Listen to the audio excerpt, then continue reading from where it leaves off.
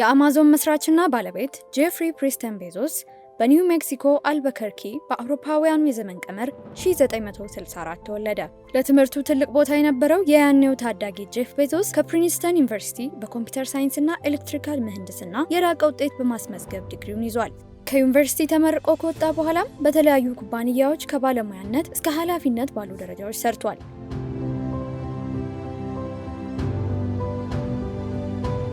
ቤዞስ ያሰበውን ለማሳካት ምንም አይነት አደጋ ለመጋፈጥ ዝግጁ ነው። ለዚህ ማሳያው ደግሞ በፈረንጆቹ 1994 የነበረውን ስራ አቋርጦ በቤቱ ጋራዥ ውስጥ አማዞን የተባለውን የራሱን ድርጅት መመስረቱ ነው። ቤዞስ ይህን በማድረጉ በብዙዎች ዘንድ እንደ እብድ ያስቆጥረው ነበር። እሱ ግን የራሱንና የቤተሰቡን ሀብት አሟጦ ህልሙን እውን ለማድረግ ስራውን ጀመረ። አማዞን ሲመሰረት ስራውን የጀመረው በበይነመረብ መጽሐፍትን በመሸጥ ነበር። በወቅቱ ኢንተርኔት ለዓለም ገና አዲስ ሀሳብ በመሆኑ ስራው እንዳሰበው ተቀባይነት ሊያገኝና ስኬታማ ሊሆንለት አልቻለም። ይሁንና በስራው ትልቅ እምነት የነበረው ጄፍ ቤዞስ ለዓመታት ጠንክሮ በመስራት ስኬታማ ሊያደርገው ችሏል።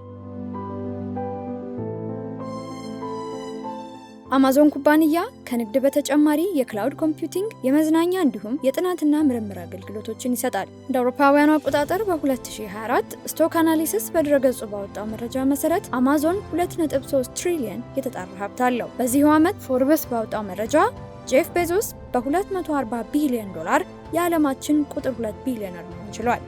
ግለሰቡ ቤዞስ ኤክስፔዲሽንስ በተባለው ድርጅቱ አማካኝነት ከ100 በላይ ለሆኑ ስታርታፖች የገንዘብ ድጋፍ በማድረግ እንዲቋቋሙ አግዟል።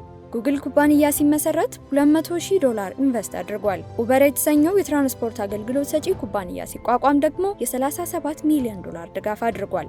ከ5 ጊዜ በላይ የዓመቱ ተጽዕኖ ፈጣሪ በሚል በታይም መጽሔት የተመረጠው ጄፍ ቤዞስ ከአማዞን በተጨማሪ የጠፈር ምርምር ላይ የሚሰራው ብሉ ኦሪጅን ኩባንያና ዋሽንግተን ፖስት ጋዜጣን ጨምሮ የበርካታ ኩባንያዎች ባለቤት ነው። ጄፍ ቤዞስ የበይነመረብ ግብይትን እስከ መጨረሻው የለወጠ ድንቅ ስራ ፈጣሪ ነው። ለዚህም በታይም መጽሔት ፐርሰን ኦፍ ዘ ይር የሚል እውቅና በአውሮፓውያኑ 1999 አግኝቷል። ከዚህ በተጨማሪ የአክሰል ስፕሪንገር አዋርድ፣ የሃይንለም ፕራይዝ እና የፎርቹን ቢዝነስማን ኦፍ ዘ ይር ሽልማቶች ተበርክተውለታል።